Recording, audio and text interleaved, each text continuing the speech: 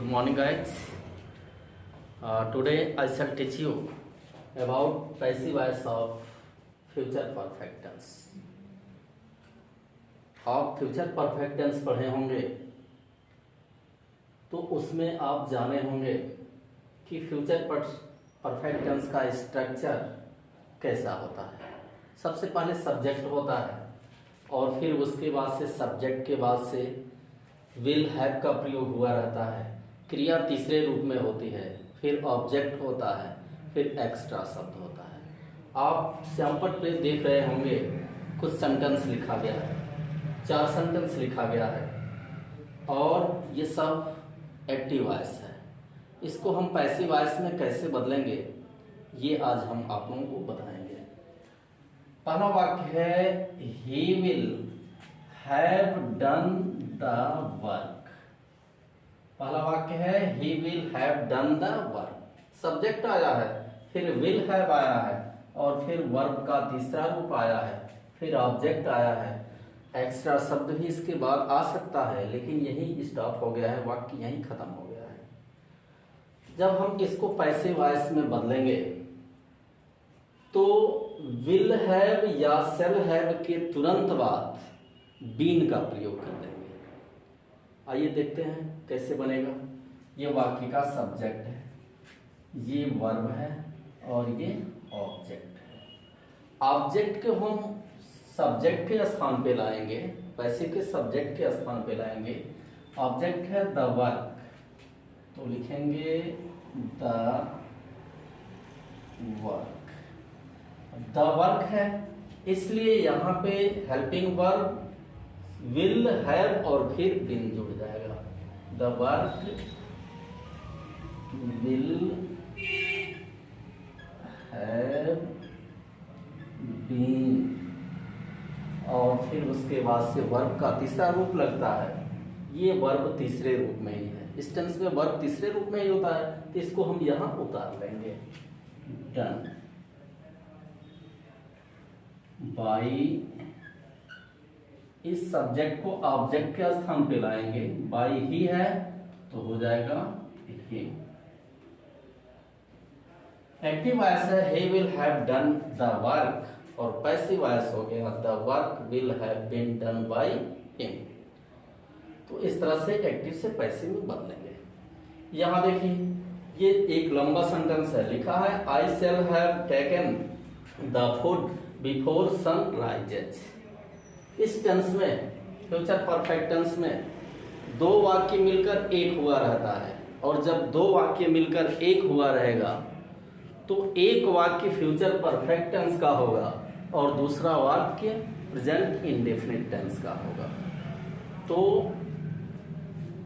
उसका पहले हम पैसिव बना लेते हैं, जो वाक्य बिल्कुल अपना अर्थ स्पष्ट कर दे, जिसको हम प्रिंसिपल क्लॉज कहते हैं। इसमें प्रिंसिपल क्लॉज है I shall have taken the food, ये प्रिंसिपल क्लॉज है।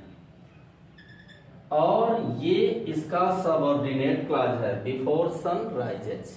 तो हम प्रिंसिपल क्लॉज को पैसिव में बदल देंगे और फिर उसके बाद से सबऑर्डिनेट क्लॉज को बाद में लिख लेंगे, जोड़ लेंगे। चलिए देखते हैं। इसमें सब्जेक्ट है आई, वर्ब है टेकन और ऑब्जेक्ट है द फूड। तो द फूड को हम पहले लिखेंगे द फूड, फिर हेल्पिंग वर्ब लिखेंगे द फूड। चूंकि आई है तो शैल हैव हुआ है, द फूड है तो विल हैव होगा। विल हैव, क्रिया का तीसरा रूप टेकन, टेकन बाई, आई है तो मी हो जाएगा और इस वाक्य को जो सबऑर्डिनेट क्लॉज है, सहायक उपवाक्य है, इसको ऐसे ही लिख लेंगे बिफोर सन राइजेस। इस तरह से बेटा एक्टिव वॉइस है I shall have taken the food before sun rises और पैसिव इसका हो गया the food will have been. Will have been नहीं जोड़ा गया, सॉरी, यहाँ हम बीन जोड़ लेंगे। been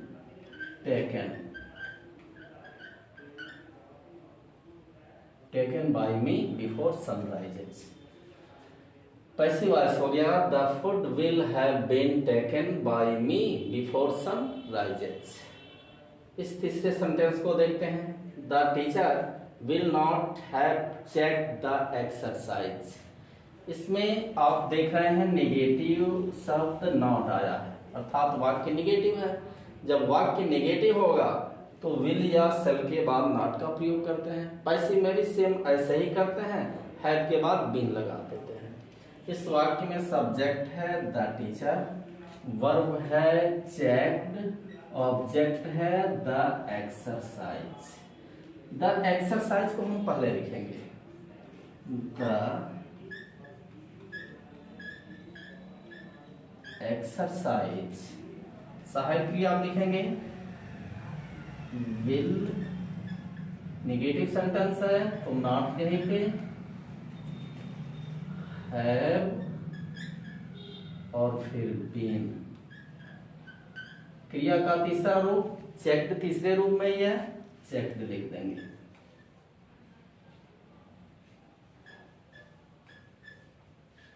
checked by the teacher.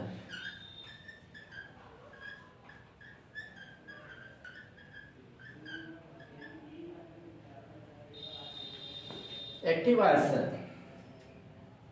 The teacher will not have check the exercise, और इसका पैसिव वॉइस बन गया the exercise will not have been checked by the teacher.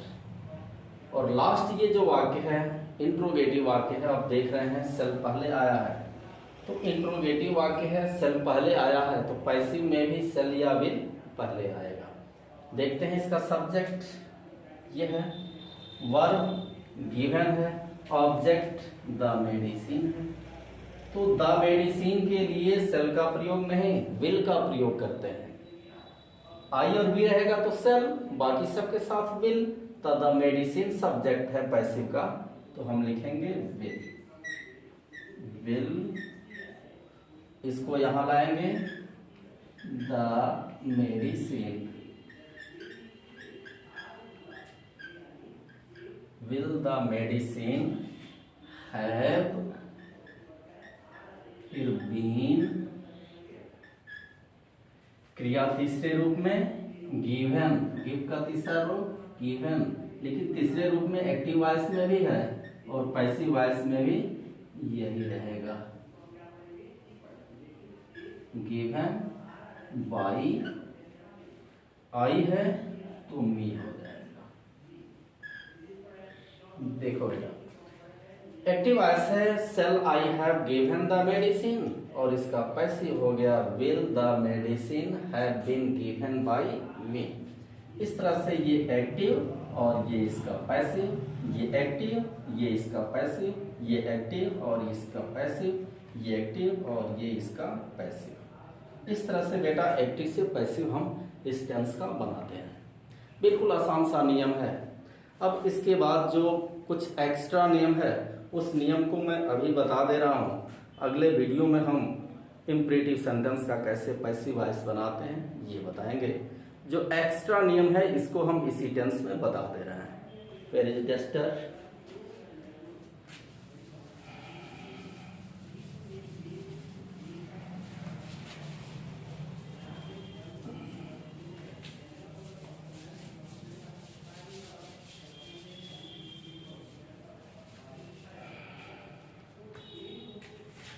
अगला नियम है, अगर एक्टिव वॉइस के वाक्य में अनिश्चित कर्ता का प्रयोग किया गया हो तो उसको पैसिव वॉइस में हम ऑब्जेक्ट के स्थान पे नहीं लिखते हैं। अब अनिश्चित कर्ता क्या है ये समझिए। अनिश्चित कर्ता का मतलब जो ज्ञात ना हो कि कौन है। जैसे मैं कहूँ कि somebody has broken my chair, तो somebody has broken my chair, किसी ने मेरे कुर्सी को तोड़ दिया है। अब क्लियर नहीं है कि किसने मेरे कुर्सी को तोड़ा है। तो ऐसे सेंटेंस जिसमें अनिश्चित कर्ता आता है somebody, anybody, anyone, someone या people, तो इस सब्जेक्ट को पैसिव में ऑब्जेक्ट के स्थान पर नहीं लिखते हैं। जैसे somebody has stolen my pen। वाक्य है somebody has stolen my pen, किसी ने मेरे कलम को चुरा लिया है। वाक्य का सब्जेक्ट है somebody, वर्ब है stolen, ऑब्जेक्ट है my pen और हेल्पिंग वर्ब है हैज स्टोलन आने का मतलब यह वाक्य प्रेजेंट परफेक्ट टेंस का है। तो इसको जब हम पैसिव में बदलेंगे तो हैज के साथ बीन भी जोड़ लेते हैं। देखते हैं, इसका ऑब्जेक्ट है माई पेन, तो माई पेन को हम पहले लिखेंगे माई पेन सिंगुलर नंबर में है तो हैज बीन, अगर प्लूरल नंबर में होता तो हैव बीन का प्रयोग होता। माई पेन हैज बीन क्रिया का तीसरा रूप, स्टोलन तीसरे रूप में ही है, स्टोलन। और इसके आगे होना चाहिए बाय समबडी, लेकिन चूंकि ये अनिश्चित करता है इसलिए इसको ऑब्जेक्ट के स्थान पे नहीं ले जाएंगे, इसको यहीं पे स्टॉप कर देंगे। एक्टिव वॉइस है somebody has stolen my pen और पैसिव इसका हो गया my pen has been stolen। तो ऐसा सब्जेक्ट जो क्लियर ना हो कि किसने ये काम को किया है तो उसको पैसिव में ऑब्जेक्ट के स्थान पर नहीं लिखते हैं। इसमें शब्द होता है somebody,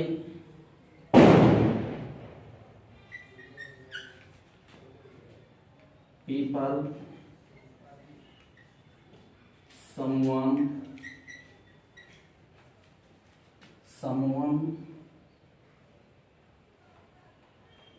anybody। ये जो शब्द हैं जो नाउन वाक्य में सब्जेक्ट का काम करता है तो इसको हम पैसिव वॉइस में जब ऑब्जेक्ट के स्थान पर हमें लिखना चाहिए उस समय इसको हम पैसिव वॉइस के ऑब्जेक्ट के स्थान पे नहीं लिखते हैं, हम वर्ब के बाद ही स्टॉप कर देते हैं। अगला जो नियम है उसको देखते हैं।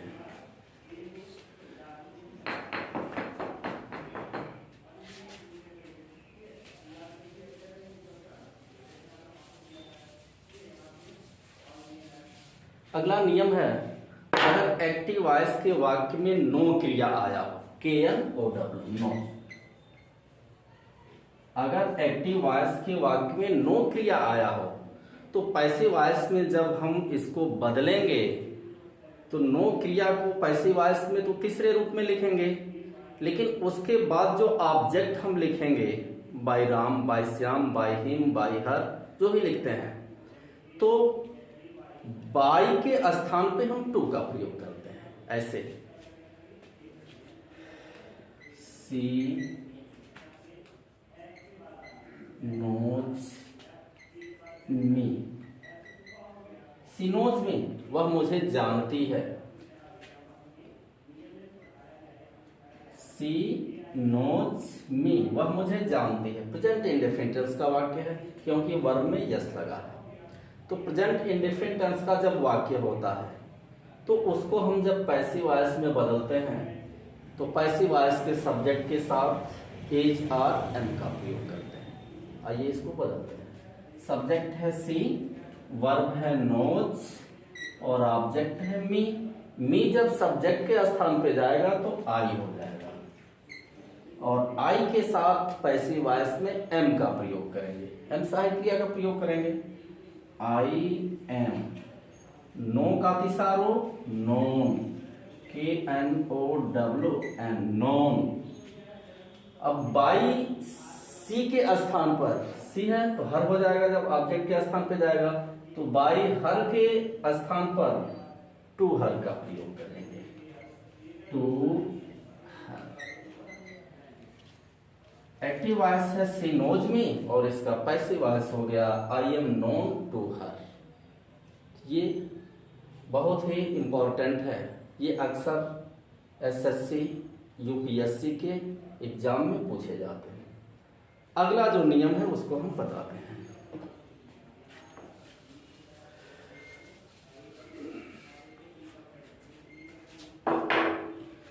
अगला नियम यह है कि अगर एक्टिव वॉइस के वाक्य में मॉडल ऑक्सिलरी का प्रयोग हुआ हो, modal auxiliary shall, will, can, could, may, might, ये सब मॉडल ऑक्सिलरी है।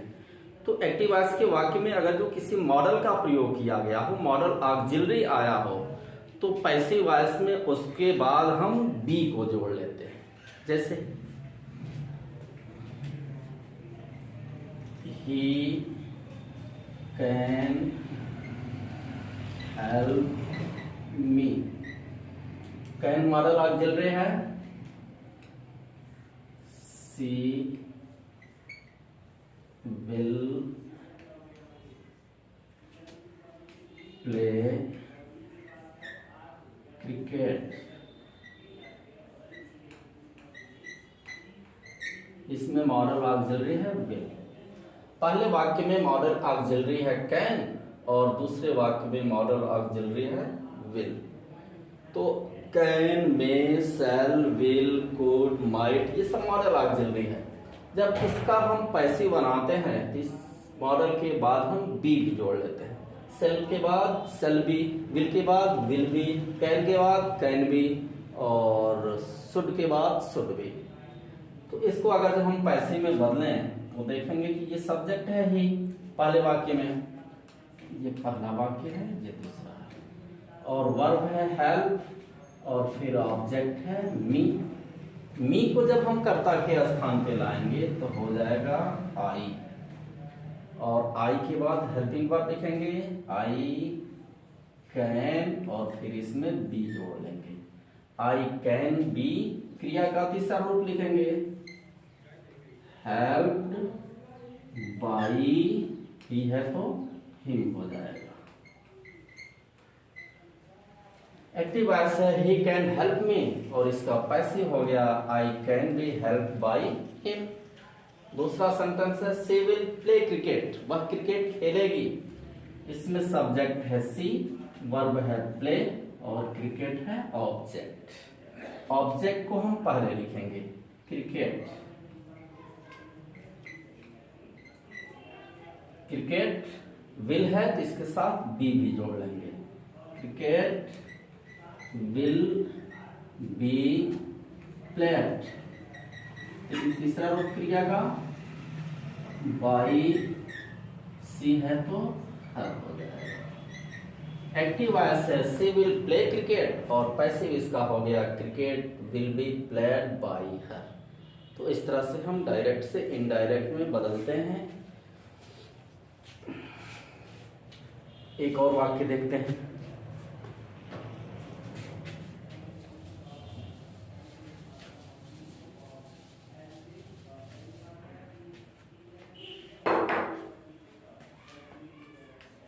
He would bring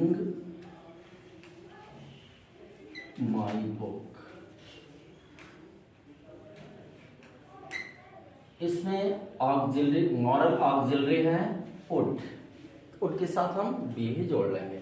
सब्जेक्ट है ही, वर्ब है bring और ऑब्जेक्ट है my book।